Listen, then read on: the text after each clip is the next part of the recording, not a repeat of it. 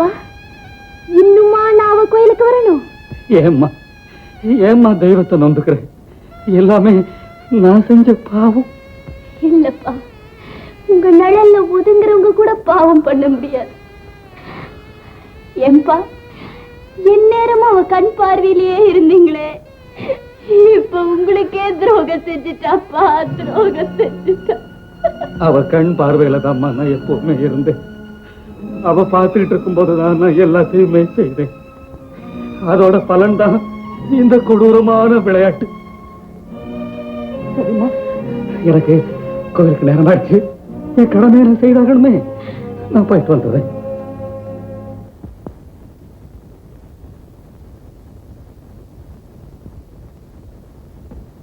வடிவழகு, பூசாரி ஐயா இன்னும் வரலையா? வரல. முன்னெல்லாம் விடிஞ்சதும் விடியாதமா கோயிலுக்கு ஓடி வருவார். பாவம் அவர் தான் என்ன செய்வார்? அப்படி ஓடி ஆடி பூஜை செஞ்சதுக்கு என்ன பலனை கண்டாரு? அவர் தலையில தான் ஒரே போட்டுட்டாளே மகமாயி.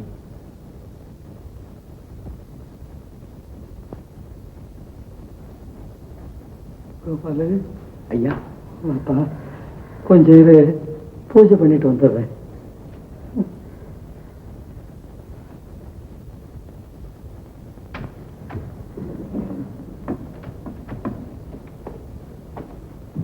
எப்படி இருந்தவர் எப்படி மாறி போயிட்டார். முன்னெல்லாம் அவர் உடல் மாத்திரம் இல்ல, மனசும் வைரமா இருந்தது. ஆனா இப்போ அவர் உள்ளமும் ஆடி போச்சு, உடலும் நடுங்கி போச்சு. வடிவழகு போய் மணி அடி. நான் மணி அடிக்க மாட்டேயா. நான் தினம் யாருக்காக மணி அடிச்சுக்கிட்டு இருந்தேன்? உங்களுக்காக தான். நீங்க தான் எனக்கு தெய்வம். நீங்க தான் எனக்கு தெய்வம். நீங்க நல்லா இருக்கணும்ன்றதுக்காக தான் தினம் மணி அடிச்சு அவளை நான் எழுப்பிக்கிட்டு இருந்தேன். உங்க விஷயத்துல தான் அவ ஒரே அடியா கண்ணை மூடிட்டாளே. அந்த நன்றி கட்டவளுக்கு இனிமே நான் தொண்டு செய்யறதா இல்லையா? வடிவழகு, என்ன இது?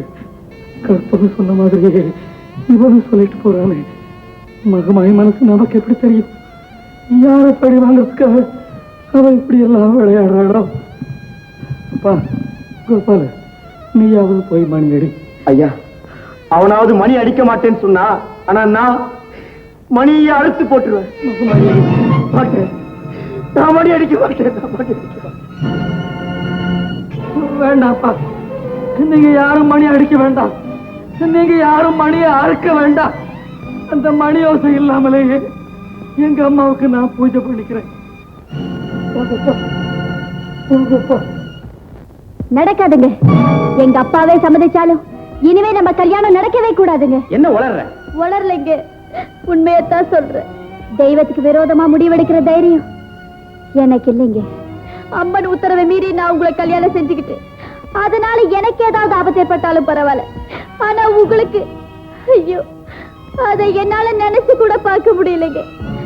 அப்படி ஒரு சோதனை உங்களுக்கு உண்டாக்குறத விட என் வாழ்நாள் பூராவும் நான் கண்ணியாவே இருந்துடுறேன். பாபு, உங்க மனசுக்கு பிடிச்ச பண்ணா பார்த்து கல்யாணம் செஞ்சுட்டு சந்தோஷமா இருங்க.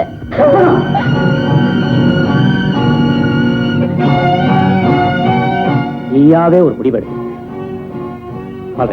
ஆனா நீ சொல்ற மாதிரி இன்னொரு பெண்ணை கல்யாணம் பண்ணிக்கவே மட்டும் நினைக்கவே நினைக்காது. எப்ப நீ என்னை கல்யாணம் பண்ணிக்க மாட்டேன்னு சொல்லிட்டியோ, அதுக்கப்புறம் இந்த ஊர்ல இருந்து நானும் சித்திரவதைப்பட்டு உன்னையும் சித்திரவதைக்கு ஆளாக்குறத விட நான் எங்கேயாவது கண்காணாம இடத்துக்கு போயிடுறேன். இனிமே உன் கண்ல நான் படவே மாட்டேன். டாக்டர் கூட்டிங்க. மேனேஜர், உங்ககிட்ட ஒரு முக்கியமான விஷயம் சொல்லணும்னு தான் கூப்பிட்டேன். கொஞ்ச நாளைக்கு இந்த நர்சிங் ஹோமை மூடி வைக்கலாம் தீர்மானம் பண்ணி, அதனால முறைப்படி எல்லாருக்கும் என்ன கொடுக்கணுமோ அதை கொடுக்கறதுக்கு ஏற்பாடு செய்யுங்க. டாக்டர், திடீர்னு இப்படி? திடீர்னு நான் இந்த முடிவுக்கு வரல மேனேஜர். எவ்வளவோ யோஜனைக்கு அப்புறம் தான் இந்த தீர்மானத்துக்கு வந்திருக்கேன். டாக்டர் பிளீஸ், நான் சொன்னதை செய்யுங்க. சின்னையா, இப்ப நீங்க எடுத்திருக்க முடிவுனால எத்தனையோ ஏழைங்க கஷ்டப்படுவாங்களே. தெரியும் கோபால். இருந்தாலும் மற்ற தொழில தவறு நடந்தா சுலபமா திருத்திக்கலாம். ஆனா வைத்திய தொழில தவறு நடந்தா அதனுடைய பலன் கூடாது கோபால், கூடாது. அதனுடைய விளைவு மன்னிக்க முடியாத குற்றமாயிடும். அதனால நர்சிங் ஹோம் மூடி வைக்கிறதா எனக்கு நல்லது, என்னை நம்பி வர்றவங்களுக்கு நல்லது. அப்படியா சொல்லிட்டாரு? ஆமாமா, நான் எவ்வளவோ சொல்லி பார்த்தேன், அவர் மனசை மாத்தவே முடியல. அவரோட நல்ல மனசால எத்தனையோ ஏழை பாழைங்க இனாமா வைத்தியம் பார்த்துட்டு இருந்தாங்க. இப்ப அந்த நல்ல காரியமெல்லாம் நின்று போயிடுமே. அம்மா, இந்த குழப்பமெல்லாம் தீரணும்னா நீங்க தான் ஒரு வழி செய்யணும். இதுக்கெல்லாம் ஒரே ஒரு வழிதான் இருக்கு கோபால். இவ்வளவுக்கும் காரணம் கற்பகம்தான். பாபு தம் மனசை மாத்திக்கவே மாட்டாரு. கற்பகம்தான் தம் மனசை மாத்திக்கணும்.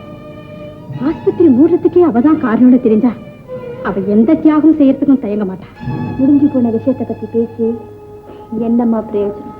முடிஞ்சு போகல கற்பகம், இப்பதான் ஆரம்பமே ஆயிருக்கு. என்ன சொல்றீங்க? ஆமா கற்பகம், பாபு உன்னை கட்டிக்கிற விஷயத்துல முன்ன விட இப்பதான் உறுதியா இருக்காரு. அவ்வளவு பெரிய அன்பு அடையிறதுக்கு நான் கொடுத்து வைக்கலையம்மா. கொடுத்து வைக்காம இருக்கலாம், ஆனா அந்த அன்புக்கு பாத்திரமா நடந்துக்கலாம் இல்லையா? கற்பகம், அன்புங்கிற வார்த்தைக்கு இன்னொரு அர்த்தம் தியாகம். அவர் எங்க இருந்தாலும் எப்படி இருந்தாலும் நல்லா இருக்கணுங்கிற எண்ணம் உனக்கு இருக்கு இல்லையா? இருக்கிறதே அந்த ஒரு எண்ணம் தானம்மா. உறுதியா தானே சொல்ற? சத்தியமா சொல்றேம்மா. கற்பகம், அவரும் மத்தவங்களை போல நல்லபடியா வாழணும்னா அவர் உன்னை மறக்கணும். அம்மா, அது நடக்காத காரியம்தான், ஆனா நீதான் நடத்தி வைக்கணும். பாபு எப்படியாவது உன்னை வெறுத்து ஒதுக்குற நிலைய நீதாம்மா உருவாக்கணும். அதாவது என் கையில நெருப்ப கொடுத்து என் தலையிலேயே போட்டுக்க சொல்றீங்களாம்மா? நான் கொடுக்கறது நெருப்புதான், ஆனா அதால உன்னை ஒரு தீபத்தை தான்மா ஏற்ற சொல்றேன். அந்த தீபம் ஊருக்கெல்லாம் ஒளி காட்டும் போது அதை ஏற்றி வைத்துவங்கிற முறையில என்னைக்கும் நீ பெருமைப்படலாம். சொல்ல வேண்டியதை சொல்லிட்டேன், நல்லா யோசனை பண்ணி ஒரு முடிவுக்கு வாமா.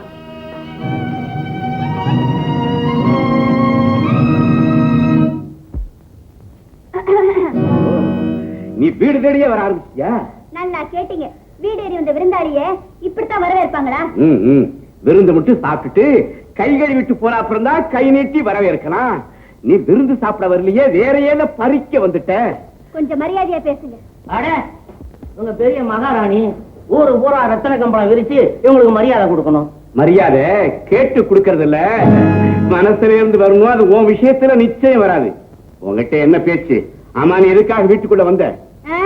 உங்க அரண்மனைய அழகு பாக்குறதுக்கு வந்த. அன்னைக்கு கொடுத்தீங்களே ஒரு அபூர்வ பரிசு, அத தூக்கி எறிஞ்சிட்டு போலாம் தான் வந்தேன். புடவை கொடுத்தாங்க. புடவை யமலோகத்துக்கு போன உயிரை மீட்டு கொடுத்ததுக்கு 2 ரூபாய் பிறகு கல்ல.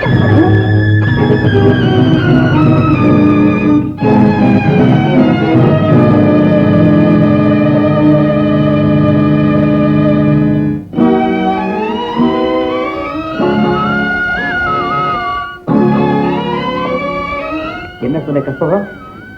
2 ரூபாய்க்கு கூட பெறாத புடவையா இது? என்ன கந்தல் அடகு வச்சுக்கிட்டு 1000 ரூபாய கொடுப்பாங்க? அடி பாவி, இதையா அடகு வச்ச?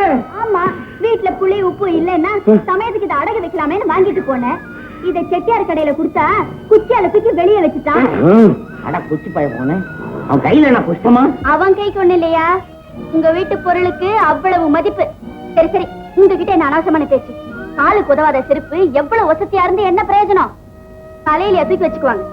தலையில என்ன, சிம்மாசனத்திலே செருப்பை தூக்கி வச்சிருக்காங்களே நம்ம நாட்டு பெரியவங்க. அது நீங்க நம்பாத ராமாயண கதையில. ஆனா நீங்க நம்புற புராணத்துலதான். கற்பகம், புராண நிகழ்ச்சி வரும் கற்பனை தான் இருந்தாலும் அதுல ஒரு பெரிய தத்துவமே அடங்கி இருக்கு. இது ஒரு சாதாரண கந்தல் புடவையாக இருந்தாலும் உன் பாபுவை பெத்தவ கட்டிக்கிட்ட புடவைங்கிற ஒரே காரணத்தினால உன் மனசுல இடம் பெறுங்கிற நம்பிக்கையோட இதை உங்ககிட்ட கொடுத்தேன். ஆனா நீ கொடுத்த பொருளை இந்த வீட்டுல திரும்பி வாங்கிக்கிற வழக்கம் கிடையாது, நீ எடுத்துக்கோ. அதே மாதிரி வாங்கின கடனை திருப்பி கொடுக்காம இருக்கிறது எங்க வீட்டு வழக்கம் இல்ல. திருப்பி கொடுக்க முடியாத கடனும் ஒண்ணு இருக்கு, அதுதான் தன்னையும் அறியாம ஏற்பட்டுட்ட அன்பு. என்னடா விவரம் தெரியாம பேசிட்டு இருக்கிற? ஏமா, உனக்கு இந்த புடவை தேவையில்லை, அவ்வளவுதானே? இடத்தை காலி பண்ணு போ. மறுபடியும் சொல்ற, இஷ்டம் இருந்தா இந்த புடவை எடுத்துட்டு போ, இல்ல வெளியில குப்பை தொட்டி இருக்கு, அதுல உன் கையாலேயே போட்டுட்டு போயிடு.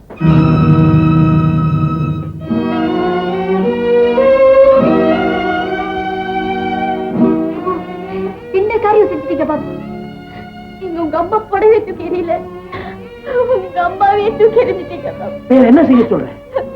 பொறுப்புள்ளதை நினைச்சு எங்க அம்மாவையே உங்ககிட்ட ஒப்படைச்சேன். நீயே வேண்டாம்னு சொன்னதுக்கு அப்புறம் அவங்க இங்க இருந்தா என்ன, அங்க இருந்தா என்ன? கற்பகம், நீ திட்டம் போட்டுதான் இந்த வீட்டுக்கு நாடகம் ஆட வந்த. ஆனா அதுல உனக்கு வெற்றி கிடைக்கலையே அம்மா. இந்த உலகத்துல எவ்வளவு பெரிய சக்தி உன்னை தூண்டினாலும் உன்னால என்ன வெறுக்கவே முடியாது. வந்த காரியத்தில் நீ தோல்வி அடைஞ்சிட்ட. ஆனா என் மனசுல நீ ரொம்ப உயர்ந்துட்டம்மா. நிம்மதியா போயிட்டு வா.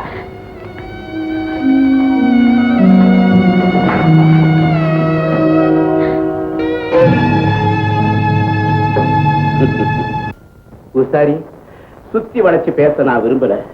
நம்ம ரெண்டு பேரும் அவங்க அளவுல ரொம்ப நொந்து போயிருக்கிறோம். ஓ மகன் ஆசைப்பட்டது நடக்கல, அது நீ செஞ்ச பாவம். என் மகன் விரும்புனது நடக்கல, அது என் தலைவிதி. நம்ம ரெண்டு பேரும் தான் இதுக்கு ஒரு வழி செய்யணும். நான் என்னையா வழி செய்ய போறேன்? தான் மகளுக்காக இந்த பாவி எல்லாத்தையுமே செய்து முடிச்சுட்டான் ஐயா. இனிமே என்ன பாக்கி இருக்கு? பூசாரி, என் பையனும் பெண்ணும் வளர வேண்டிய பயிர்கள். ஏதோ அடிச்ச புயல்ல கொஞ்சம் அப்படி இப்படி ஆடி இருக்கலாம். நல்ல காலம் அவங்க கீழே விழுந்துடல. இனிமே தகப்பங்க முறையில அவங்க ரெண்டு பேரையும் வாழ வைக்க வேண்டியது நம்ம கடமை இல்லையா? என் பையன் உன் பெண்ணை மறக்கவே முடியலங்கிறாங்க. என் மகளாலையும் மறக்க முடியலைங்க. காரணம், பஞ்சுக்கு பக்கத்திலேயே நெருப்பு இருக்குது இல்லையா? அட ஆமா ஐயா, ஒண்ணு பஞ்சை எடுத்து போட்டணும், இல்லைன்னா நெருப்பு தான் சுடுமே, பஞ்சராயா எடுத்து போடணும். நானும் அதே தான் சொல்றேன். உன் பெண்ணை ஒரு நல்ல பையனா பார்த்து கட்டி கொடுத்துரு. அதுக்கு என்ன செலவாகுதோ நான் தரேன். என்ன பேச்சையா பேசுறீங்க? இது நடக்கிற காரியமா? ஏன் நடக்காது? இதுக்கு ஒரு வழி இருக்குது. என் பையன் கண்ணுல படாத அளவுக்கு நீங்க ரெண்டு பேரும் எங்கேயாவது போயிடுங்க. அதாவது இடத்தை காலி பண்ணிட்டு போய் சொல்றாரியா? இடத்தை மட்டுமல்ல, ஊரையே காலி பண்ணிட்டு போகணும். 10,000 ரூபாய் என்ன, 20,000 ரூபாய் தரேன். பணத்தை கொடுத்து எங்களை ஊரை விட்டே ஓட சொல்றீங்க. அப்படி தங்களே மன்னிச்சுக்கங்க ஐயா. இந்த ஊரை விட்டு என்னால நகரவே முடியாது. பூசாரி, நம்ம ரெண்டு பேரும் குடும்பத்திலையும் நடந்துட்ட குழப்பம் தீரணும்னா நான் கொடுக்கிற பணத்தை வாங்கிட்டு எங்கேயாவது போய் போகலன்னா போக பப்ப. அண்ணே ஐயா, உங்க ஆசைக்காக வேணும்னா இந்த வீட்டை விட்டு நான் போயிடலாம், இந்த ஊரை விட்டும் நான் போயிடலாம். ஆனா என் மகமாயி குடிகொண்டிருக்கிற அந்த கோயிலை விட்டு மட்டும் என்னால போக முடியாதுங்க. அந்த கோயிலே எனக்கு சொந்தம். கோயில் உங்களுக்கு தான் சொந்தம், ஆனா அந்த கோயில்ல இருக்கிற தெய்வம் எனக்கு சொந்தம். அதான் தெரிஞ்சு போச்சையா, பொண்ணை கட்டி போட்டதுல தெய்வம் எந்த அளவு உங்க பக்கம் இருக்குதுன்னு. அவ்வளவு சுலபத்துல யாரும் தீர்மானிச்சிட முடியாதுங்க. இருந்துதான் பார்க்கணும். பொறுத்ததும் போதும், பார்த்ததும் போதும். முடிவா சொல்றேன், இன்னும் 2 நாள்ல உன் மகளை கூட்டிட்டு ஓடல, அப்புறம் நடக்கிறதே வேற. கணக்கா பையா?